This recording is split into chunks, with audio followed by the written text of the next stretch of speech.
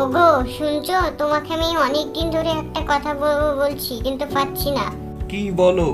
ওই জঙ্গলে আমি ঋতুকে নিয়ে স্কুল যাচ্ছিলাম, কিন্তু দেখি একটা গাছে যেন কি চিৎকার করছিল। হ্যাঁ হ্যাঁ, তুমি ঠিক কথা বলছো। আমিও যাচ্ছিলাম, তখন দেখি ওই গাছটায় কি যেন চিৎকার করছিল।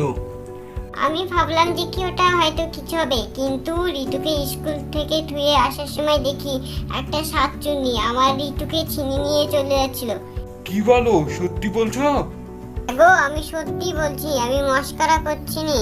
তাহলে চলো কাল আমরা সাধু বাবার কাছে যাই এবং সাধু বাবাকে সবকিছু খুলে বলি। হ্যাঁ হ্যাঁ, কাল তাই চলো।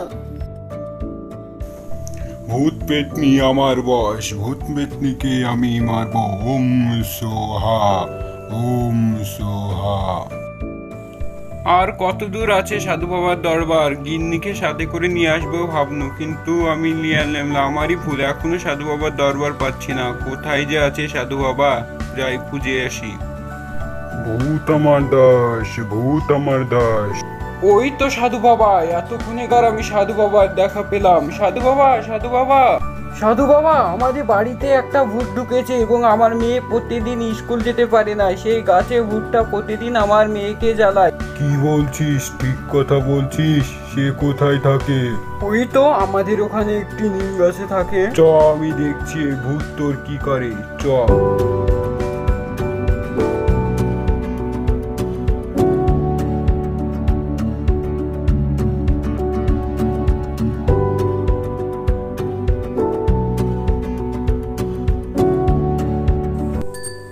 এই সাতচুন্নি, তুই কোথায় আছিস? বেরিয়ে আয় আমার সামনে, তারপরে আমি তোকে দেখছি। বেরিয়ে আয় বলছি। কি বলছিস আমায় তান্ত্রিক? কেন ডাকলি আমায়? দুপুরের ঘুম ভাঙিয়ে দিলি। তারা তুই, আমি এবার আমার আসল রূপে আসছি। এবার আমি তোদের দুজনকে শেষ করে দেব। এই সাতচুন্নি, তুই আমাকে কিছুতেই মারতে পারবি না। দাঁড়া, আমি এখনই তোকে ভস্ম করে দিচ্ছি। কি, তুই আমার বন্ধুকে ধ্বংস করে দিলি? দাঁড়া, এবার আমি তোকে ধ্বংস করছি সাতচুন্নি। দাঁড়া, তোর মরণ আছে আজকে সাতচুন্নি। তুই আমাকে কিছুতেই মারতে পারবি না তান্ত্রিক।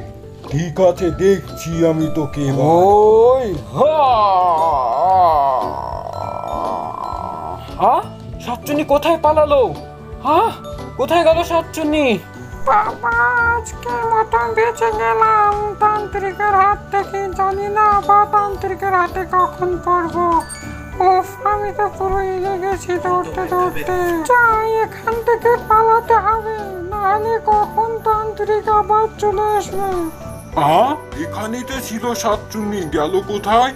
আমি তো ওকে এখনই দেখলাম, এখানে আবার কোথায় চলে গেল? যাই আশপাশটা খুঁজে দেখি। এই পাশটায় তো পেলাম না, এবার দেখি আবার এই পাশটায় পাই কিনা। ওকে তো কোথাও খুঁজে পাওয়া যাচ্ছে না, গেল কোথায়? এখানেই তো ছিল, মুহূর্তের মধ্যে উদা হয়ে গেল। ওকে চাকরি হোক, মারতেই হবে। তান্ত্রিক হয়তো এবার আমাকে মেরে ফেলবে। তার চেয়ে ভালো আমি নিজে নিজেই মরে যাই, তাহলে আমাকে আর কষ্ট পেয়ে মরতে হবে না। ঠিক আছে, এবার আমি নিজে নিজে মরে যাচ্ছি। মরে আমি পদ্মা ফুল হয়ে গেলাম।